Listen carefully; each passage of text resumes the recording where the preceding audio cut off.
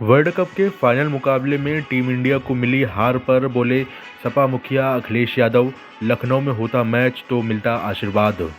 दरअसल आपको बता दें कि तस्वीर इटावा की है, जहां पर आयोजित एक जनसभा के दौरान सपा मुखिया अखिलेश यादव ने बयान दिया। बयान टीम इंडिया की हार को लेकर था।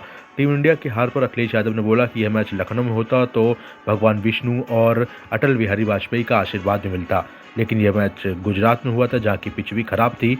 अब वक्त बदल रहा है, सुनिए अखिलेश का बयान। ये मैच गुजरात में हुआ है।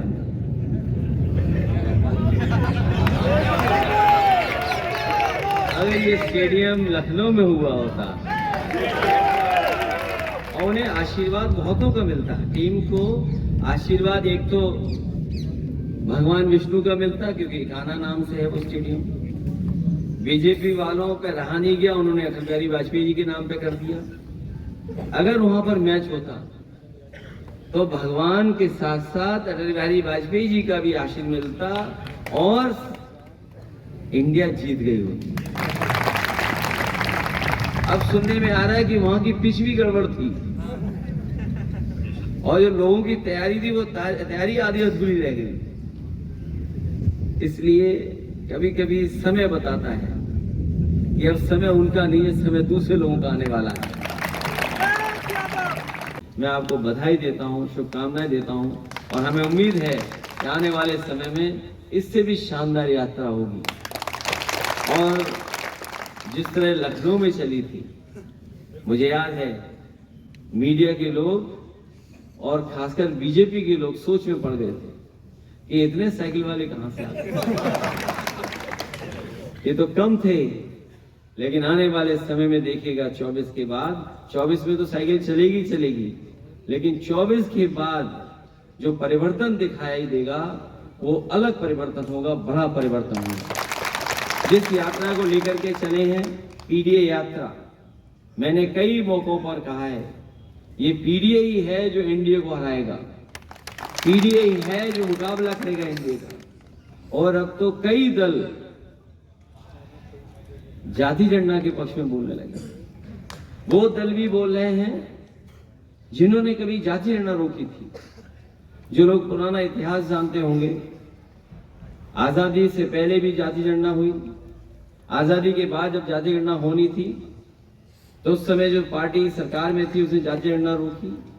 और चमत्कार देखिए कि आजकल कांग्रेस पार्टी भी एक्सरे की बात कर रही है कि समाज का एक्सरे होना चाहिए।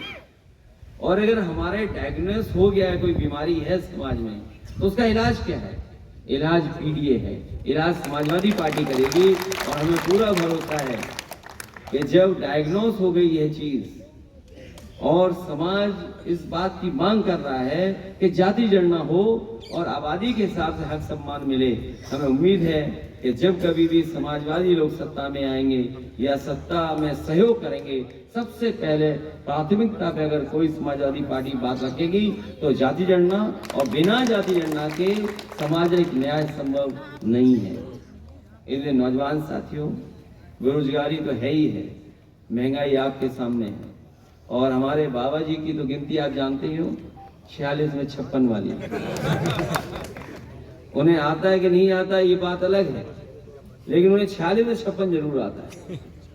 और मैं क्या कहूं, राष्ट्रीय महासचिव तो सब कह ही चुके हैं कि अभी तक की सबसे करप्ट और सरकार अगर कोई है तो वो भारतीय जनता पार्टी की। आज भी कोई वो काम नहीं बता पा रहे।